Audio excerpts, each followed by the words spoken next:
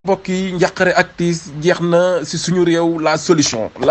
soxna Nafi Fallou Fall la voyante guérisseuse yow mi nga xamante ni da nga bëgg ñu raxasal la sa yaram ci eau miracle bi wala ñu duggal la xalwatu yow mi nga xamante ni nag bëgg nga ñu raxasal la sa biddéew ba mu leer nañ solution baa ngi noonu soxna Nafi Fallou Fall la voyante guérisseuse seet gu doy waar dalay seetal ci anam wu ne ci guitare ci petaaw lépp loo bëgg ñu gisee ko say mbir soxna Nafi Fallou Fall dala koy wan waaye ndomba yi nga xamante ne mbokk yi dalay aar muccal la ba nga set wecc ci lépp loo xamante ni torof soxna Nafi Fallou Fall la solution waaye ubbeeku bu doy waar mbokk yi jaaro yaa ngi noonu am na jaaro xaalis am na jaaro or waaye per di nga xamante ne da nga koy takk rek say buntu ubbeeku yow miy góor am jafe-jafe kàttan yow mi nga xamante ne bayra nga bëgg mbokk yi bayra bu tàng jër ngufu or la ñu koy liggéeyee bayra yi nga xamante ni bayra parfum la mbokk yi li ci gën a doy waar mooy foo ne ci àdduna bi rek soxna Nafi Fallou Fall dalay seetal say mbir yow mi nga xamante ne yaa ngi ci lamb ji doon mbër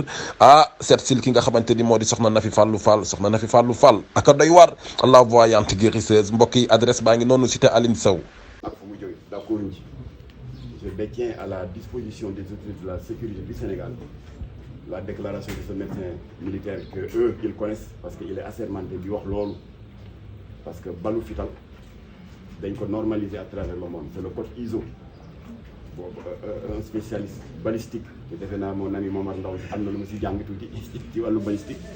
boo jëlee bal bi xool ko numéro de matricule bi di nga ne ci balu police wala nga ne matricule bi la kon ci gendarmerie wala armée la waaye xale yi ñi leen rey du balu police du balu gendarmerie du balu armée duñ ko leeral ñu xam ku yabal xale yi saay-saay ñuy rey voilà loolu dañ leen ci woowaat bi ñu paree li ñu war a def voilà léegi nag ponk bu mu jël mu di affaire situation politique délétère bi nga xam ne dëkk baa ngi koy dund mu metti lool depuis 2021 mu metti lool ndax Jamra am na lu mu ci doxoon ak waa jàngu bi yu ànd seeg Abbé Jacques Seck je vais pas revenir là-dessus def naa si ñaari conférence de presse ànd seeg Abbé Jacques Seck ànd seeg imam Youssou Sall bu Guédiawaye ànd seeg imam Cheikh Tidiane Diop le chroniqueur du desk religieux bu Walfadjri mat nañu 18 je pense. Alors donc depuis 2021 situation baa ngi ni li mu évolué bariwul alors d'ailleurs mu ngi am sama benn jarbaat mu ngay milité ci benn section Pastef bu nekk Tëngéej xam nga jarbaat ak nijaay dañuy tooñante mu ne waaye tonton yéen da ngeen bari masla Macky kenn du masla ak moom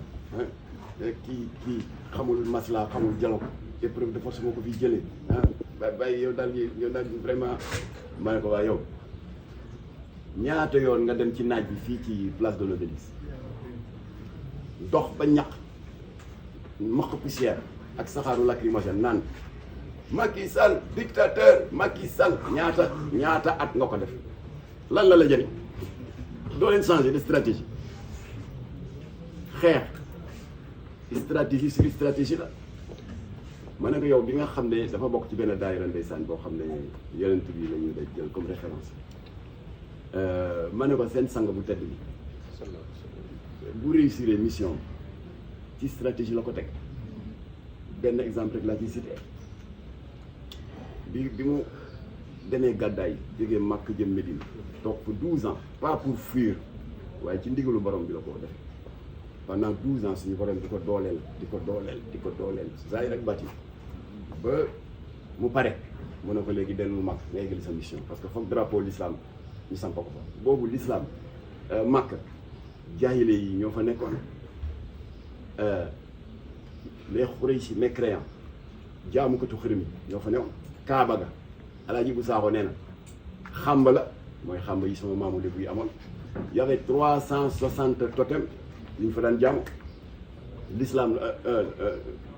Makka lëndëm kuruus ci ignorance suñu borom nag yónni ko parce que loolu c'était l'axe central de sa mission waaye ba muy dem renseignements généraux Quraysh yi yëg ne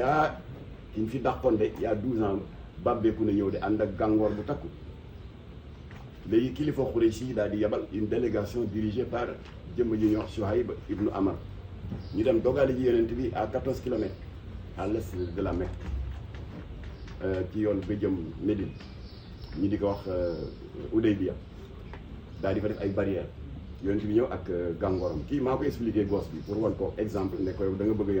yonent bi est un exemple même de la mise en œuvre de stratégie pour atteindre ces objectifs. Alors gars yi ñëw baare yonent bi ñëw ba ci barrière bi Suhayb ibn Amr ne ko waaye foo jëm mu ne Makka laa jëm ñu ne ko wax nañu la ne ci persona non grata ci indésirable ndax ñun suñu ñetti téeméer ak juróom fukki yàlla yi ñuy jaamu depuis suñu jamono maamaat yi ba léegi suñu aajo fajowul yow nga bëgg sa yàlla bu kenn dul gis te kenn la nga ne nañu bàyyi yooyu yëpp topp la demal si yoon fii doo fi dugg mu ne Makka laa jëm léegi bi Quraysh yi gisee sa détermination ak calme ak sérénité bi mu wane ba pare xool itam contingent militaire bi mu àndal à cheval et à dos de chameau hyper armé Quraysh yi xam ne kii li fi sës mooy négocier yonent bi daal di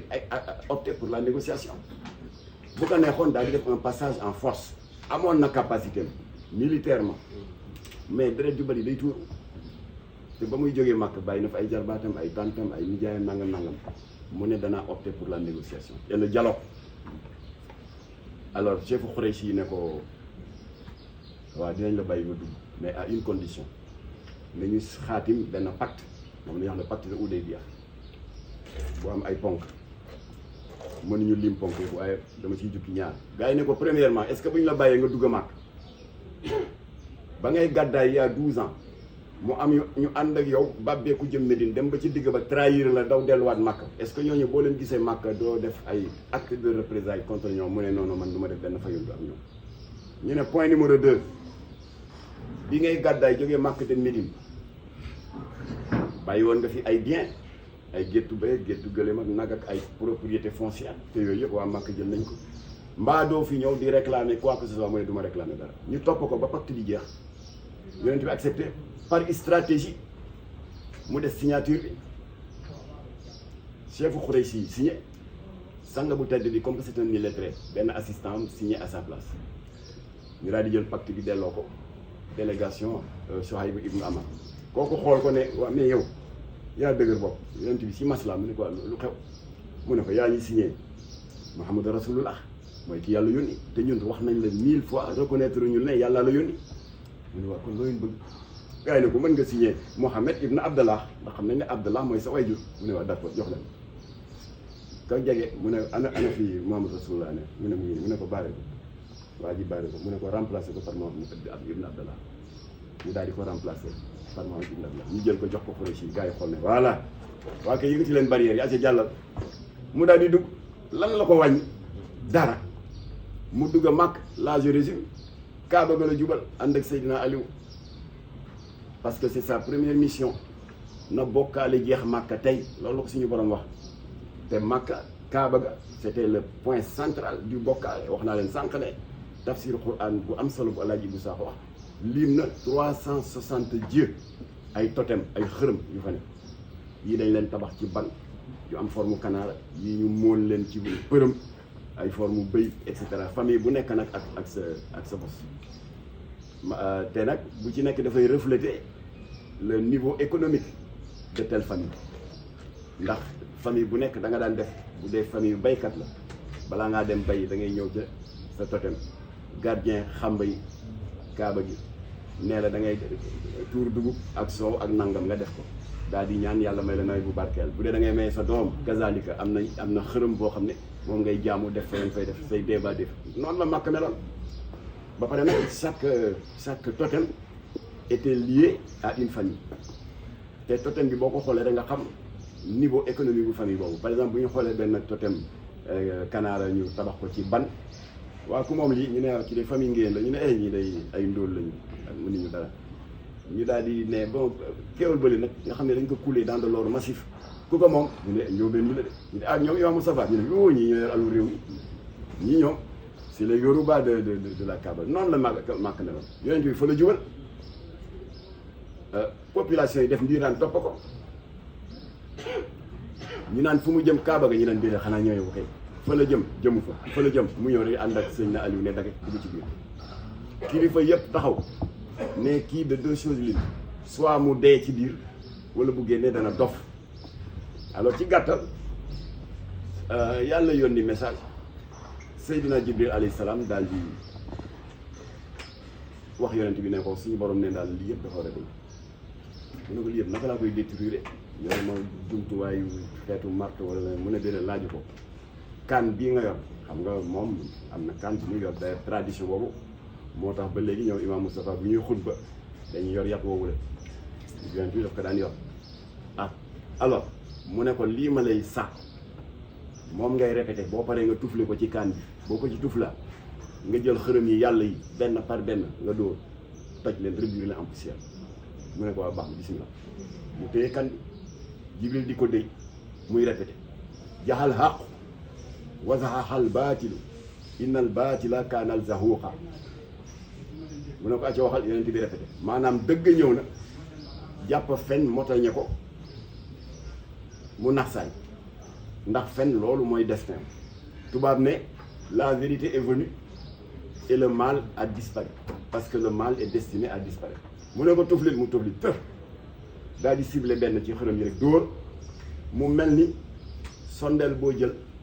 tiimale ko ànd boo xam ne ay xal yu rëy ñoo ci nekk di nes nesi noonu sondeel bi di seeyee yàlla ji seeyee noonu mu topp ko ba 359 yëpp disparaître mu des benn 360e bi waaye nag sang bu tedd bi comme que taayam dafa xaw a diggu doomu jotul bopp bi parce que ci bopp bi la ko war a dóor munu ko jot Seydina Aliou ne ko yaa Seydi bu la neexee de ma tungóob la yeneen bi gestu ne ko ma tungóob ma man attanoo ma de loolu xaw a frustré Seydina Aliou ndax ñëpp xam nañ njàmbaaram c'était un grand athlète plus de 2 mètres toolu xare bu amee muy xare Badar xare Uhud xale yëpp moo daan jëkk ci toolu xare ba moo fay mujj amoon na jaasi bu gudd bu def plus de 2 mètres ñu daan ko tuddee dun xaaf bu gaa yi di xeex di jam nii yéefar yi moom di def noonu latéralement lay góob di dagg ay ndigg 10 15 20 bu xare bi jeexee nee nañ loxoom da daan collé ci jaasi bi ndax deret ci kon ku mel noonu njàmbaaram nga xam ne au plan international en dehors des frontières de l'Arabie saoudite dafa siiwoon nekk une terreur waaw ku mel noonu sang bu tedd bi ne ko attanoo ma kon xam nga c'est normal mu frustré ko daf ko xaw a frustré waaw suñu borom nag am kiraama bu mu def am lu ko ñëw xamal ko ne ko kii li tax mu ne la attanoo da nga war a xam ni boo jëlee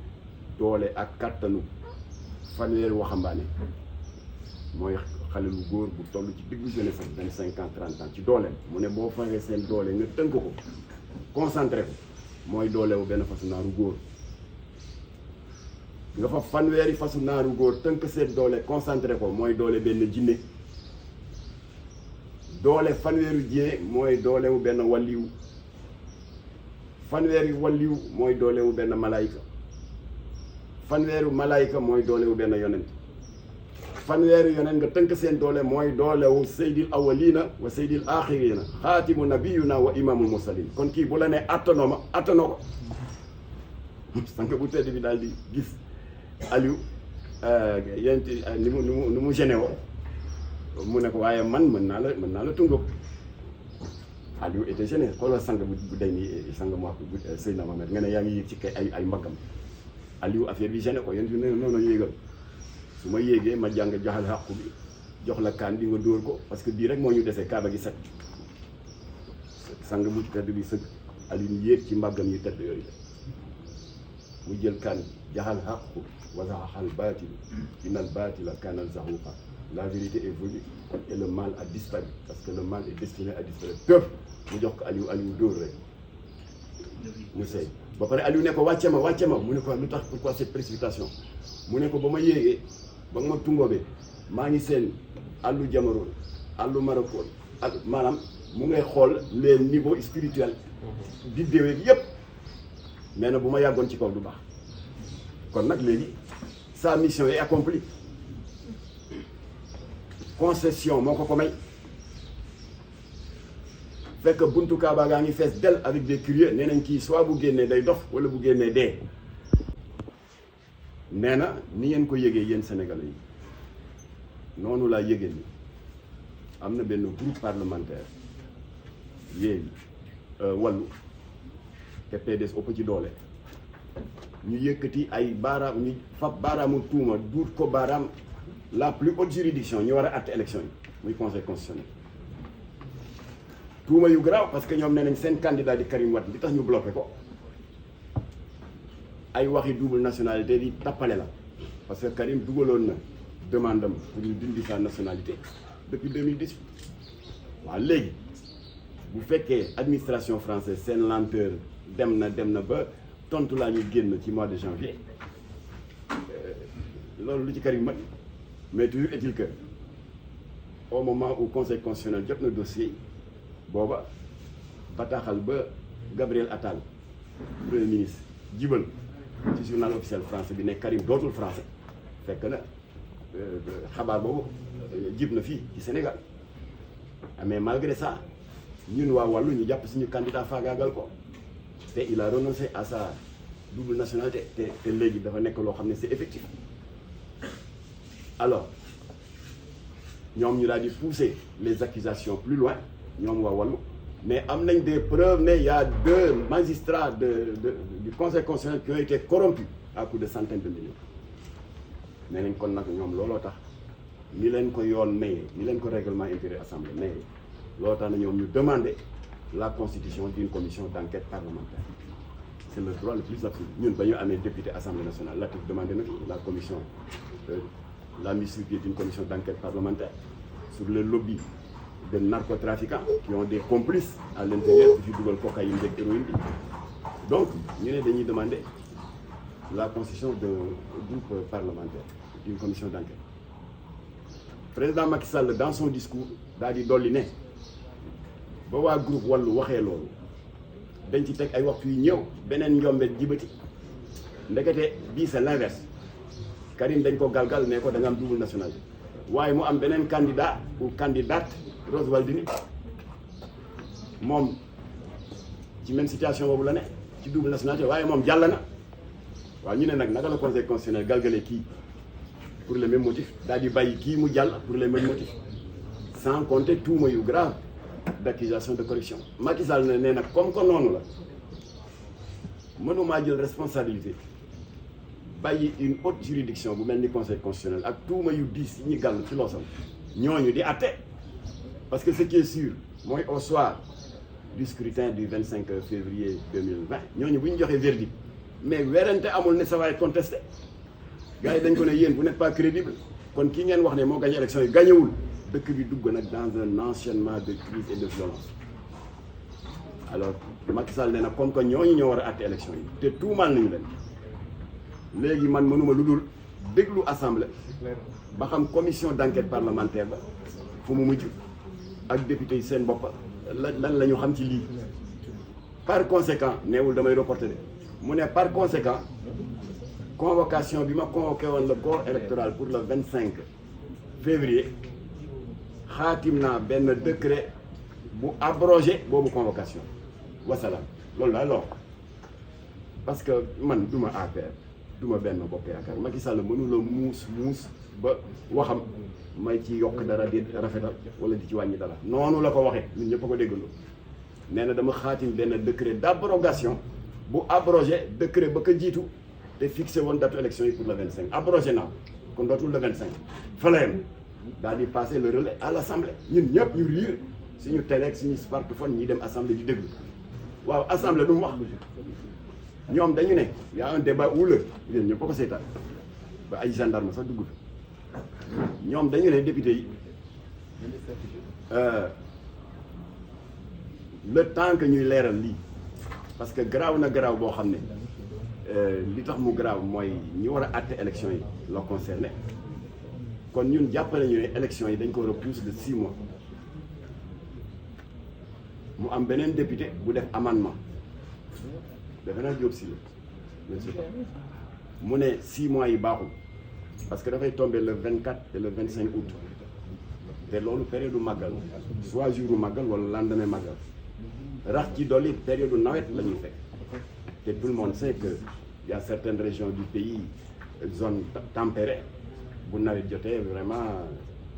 génn naan yaa ngi woote ak di rang di woote c'est injuste par rapport ak ñun ñi nekk ci dëkku taax yi xam ne Dakar dafa am ay tali n'est-ce pas am ay ribot waaye fële poto la pendant 3 mois alors ñu ne kon 6 mois yi ñu renvoyé élection yi baaxul ñu ne kon lan moo baax beneen député jël kàddu ne nañ ci yokk 3 mois kooku yokk ci 3 mois mu tombé net le 15 décembre 2024 voilà ce qui s'est passé Macky Sall mënula muus ba ma défendre ko ak waxal ko lu mu waxul nii daal la ko waxee voilà léegi nag Jamra yi gërëm opposition bi ndax def nañ li leen yoon may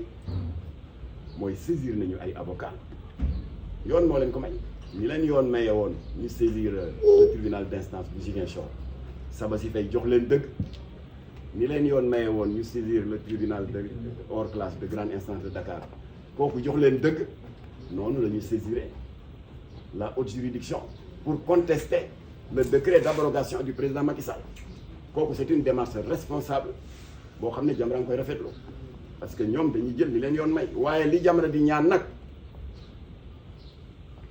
bu ñu demee ba